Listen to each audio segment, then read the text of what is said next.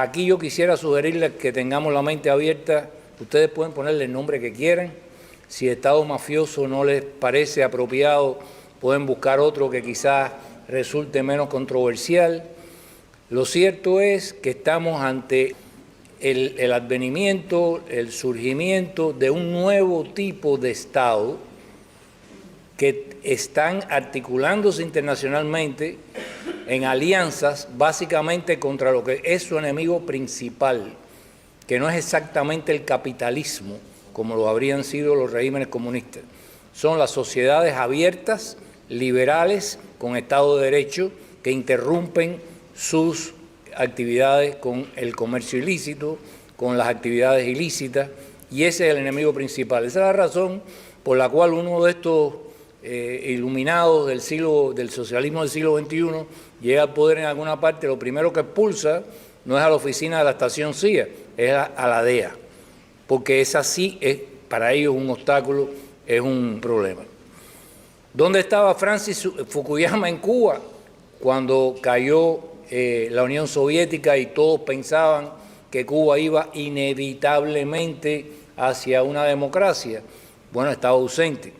Estaba ausente porque estaba explicándonos lo que venía con los ojos del siglo XX.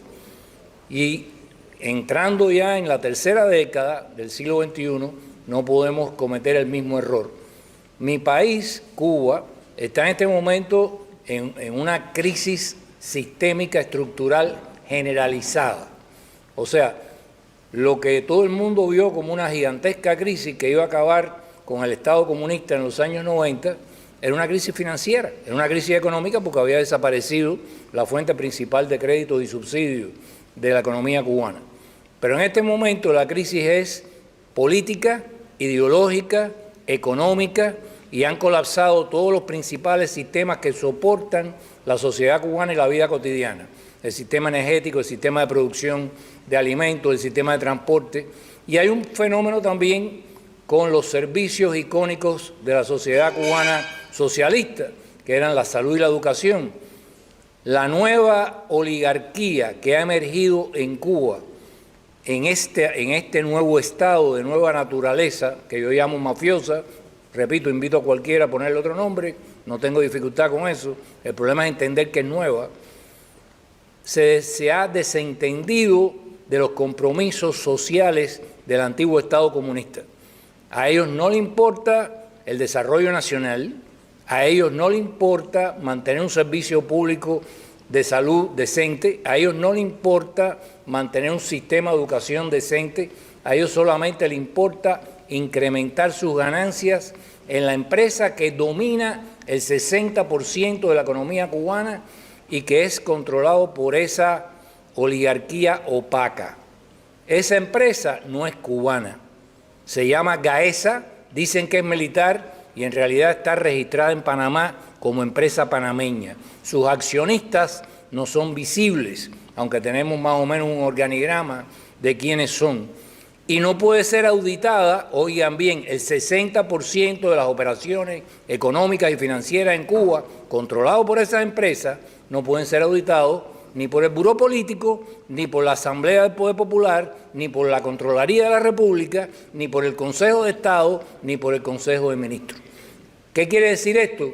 Que hay un cambio esencial en la economía política del país. El poder ya no está donde estaba, el poder está en manos de una clase oligárquica, cleptocrática, opaca, que no invierte en desarrollo nacional, sino en ampliar sus negocios. Y sus negocios están conectados con todos los elementos ilustres a los cuales ellos se referían antes.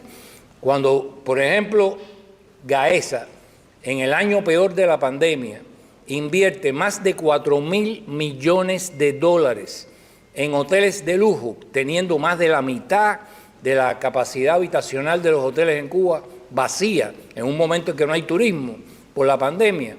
Y en el país, el gobierno, que virtualmente lo que administra allá, lo que le han dejado son unos rastrojos económicos de industrias ineptas, obsoletas, que no generan nada, invierte 56 millones de dólares en salud pública en medio de la pandemia.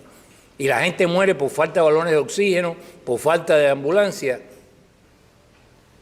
¿Cuál es la inversión en desarrollo nacional que trae esta empresa panameña controlada por militares y civiles cubanos que no se sabe quiénes son, pero sabemos dónde está radicada? Esto es otro país, señores. Esto no tiene nada que ver con el Estado comunista, con las fantasías de la izquierda aquí liberal, no tiene nada que ver con las fantasías de los radicales latinoamericanos.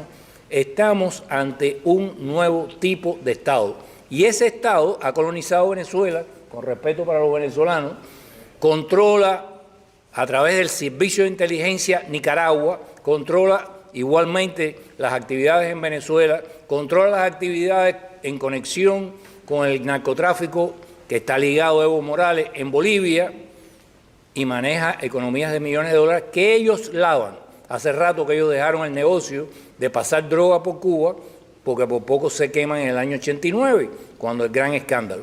Ahora simplemente sobrefacturan y lavan capital. ¿Cómo fue la construcción del puerto de Mariel? Eran 950 millones de dólares lo que facturaron, cuando habían tenido un contrato con una empresa en Dubái que le hacía la construcción por 350. ¿A dónde fue a parar la diferencia? A Odebrecht. ¿Y cómo manejaron ese dinero? Una parte para ti y una parte para mí. Ok, entonces eso es lo que le quiero dejar. Ustedes razonen sobre eso.